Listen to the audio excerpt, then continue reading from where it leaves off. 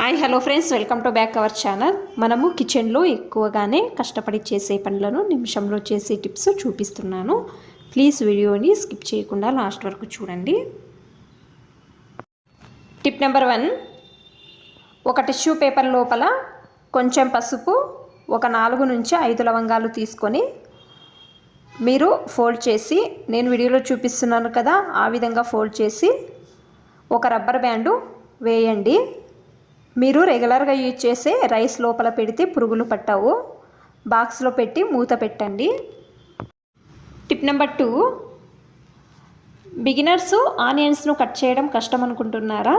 మీకు ఒక easy tip అనేది చూపిస్తున్నాను. ఇది బిగినర్స్కి మాత్రమే. చూడండి, ఫోర్క్ స్పూను ఈ విధంగా పెట్టి మీరు తొందరగా చాకుతో ఆనియన్ను కట్ చేయవచ్చు. ఇది చాలా ఈజీగా ఉండే టిప్ అండి. మనము చేతులు ఎక్కడ కట్ చేసుకుంటామనే భయం ఉంటుంది కదా. చూడండి, ఇంకొకటి కూడా అదే విధంగా కట్ చేసి చూపిస్తున్నాను. చూడండి ఎంత ఈజీగా కట్ చేయవచ్చు అండి. ఒకసారి ట్రై చేయండి. ఇది బిగినర్స్కి మాత్రమేనండి.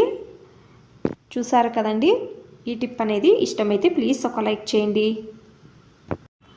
టిప్ నెంబర్ 3, దోసకాయ కట్ చేసేటప్పుడు ఈక్వల్గా రాదు అనేవాళ్ళు దోసకాయని కట్ చేసేటప్పుడు ఫోర్క్ను ఈ విధంగా పెట్టి దోసకాయని చాకుతో కట్ చేసుకొని వెళ్ళండి. ఈ విధంగా కట్ చేయడం వలన మీకు అన్ని దోసకాయలు ఈక్వల్గా వస్తాయండి. చూడండి, నేను వీడియోలో చూపిస్తున్నాను కదా ఆ విధంగా ట్రై చేసి చూడండి ఈ టిప్ అనేది.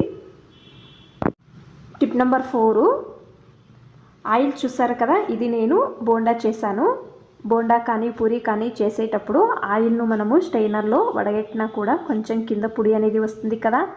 మీరు స్ట్రైనర్లో కొంచెం కాటన్ పెట్టి తర్వాత ఈ ఆయిల్ను వడగడితే కింద పొడి ఉంటుంది కదా, ఆయిల్ లోపలకు వెళ్ళదు. చూస్తున్నారు కదా, అంతా కాటన్లో ఉంది. నీట్గా స్పూన్తో ఈ విధంగా అంటే చాలండి. ఆయిల్ అనేది వేస్ట్ కాదు. చూడండి ఎంత నీట్గా వచ్చిందో. మీకు అన్ని టిప్స్ ఇష్టమైతే ప్లీజ్ ఒక లైక్ చేయండి. ఇంకా ఎక్కువ మంది నా ఛానల్ని సబ్స్క్రైబ్ చేసుకోకుండా చూస్తున్నారు. ప్లీజ్ సబ్స్క్రైబ్ చేసుకోండి. Thanks for watching. ధన్యవాదాలు.